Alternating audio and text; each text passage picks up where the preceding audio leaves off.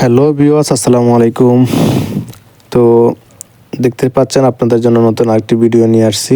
তো ভিডিওটি দেখে ভালো লাগলে লাইক করতে ভুলবেন না, আর আমার বাহারান ব্লগটিকে সবাই সাবস্ক্রাইব করে দিয়ে পাশে থাকা বেল আইকনটি দাবিয়ে দিবেন।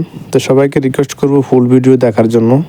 আপনাদের সাথে আজকে গুরুত্বপূর্ণ কিছু কথা আছে, তো সবাইকে রিকোয়েস্ট করব ফুল ভিডিওটি দেখার জন্য, কারণ ভিডিওটি না দেখলে আপনি বুঝতে পারবেন না। আর যদি ফুল ভিডিওটি যদি আপনি টেনে টেনে দেখেন তাহলে আমি এখানে কী বলতেছি আপনি বুঝতে পারবেন না। তো সবাইকে রিকোয়েস্ট করব ফুল ভিডিওটি দেখার জন্য।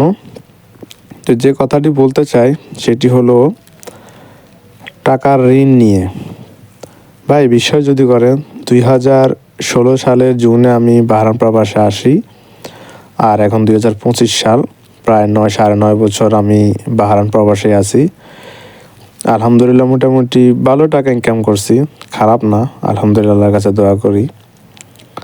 তো এত টাকা ইনকাম করার পরেও ভাই ফ্যামিলির না ঋণ শেষ করতে পারিনি, এখনও আমার অনেক টাকা ঋণ আছে।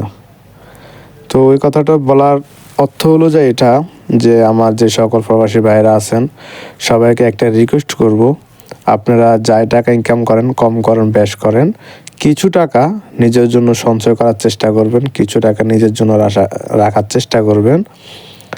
কারণ আপনি 1 বছর পর 2 বছর পর আপনি ছুটিতে বাড়িতে যাবেন, তাই না? তখন যাতে আপনি টাকা দিয়ে চলতে পারেন, এই জন্য আপনি কিছু টাকা সঞ্চয় করবেন। কারণ দেখা যায় আপনি আপনার ফ্যামিলিকে বিশ্বাস করে আপনি প্রতি বছর যা টাকা ইনকাম করতেছেন, 3 লাখ 4 লাখ 5 লাখ যাই ইনকাম করতেছেন, সব টাকা আপনি আপনার ফ্যামিলিকে দিচ্ছেন। তো আপনি হয়তো এটা চিন্তা করেন যে আমি আমার ফ্যামিলিকে টাকা দিচ্ছি, তারা তো আমারই বাবা মা, তারা তো আমারই ভাই বোন, হ্যাঁ, আমি তাদেরকে এত টাকা দিচ্ছি, তারা কি আমার জন্য কিছু রাখবে না, কিছু করবে না? অবশ্যই করবে। কিন্তু এটা হলো আপনার ধারণা, কিন্তু বাস্তবতা তার উল্টো। বাস্তবতা হলো আপনি যত টাকাই দেন তারা আপনার জন্য কিছুই রাখবে না। যদিও হাতে গোনা 2-1টা ফ্যামিলি রাখে বা রাখার চেষ্টা করে, তারা বোঝে, আর বেশিরভাগ অধিকাংশ ফ্যামিলি জিনিসটা বোঝে না। তারা তাদের সন্তান তাদেরকে যত টাকায় দেয় তারা তত টাকায় শেষ, ঠিক আছে? দেখা গেছে আপনি বাড়িতে গেছেন, বাড়িতে যাওয়ার পরে আপনাকে বলতেছে যে তুমি যে টাকা পয়সা দিছ সবগুলো তো খরচ হয়ে গেছে, এখন তুমি কী নিয়ে আসছো, কী নিয়ে তুমি বিয়ে শাদী করবে, দাও আমাদেরকে দাও। তখন আপনি বলবেন যে হ্যাঁ, আমি তো কিছুই রাখিনি, আমি যা টাকা ইনকাম করছি সব তো আপনাদেরকে দিয়েই দিছি, আমার কাছে কিছু নাই।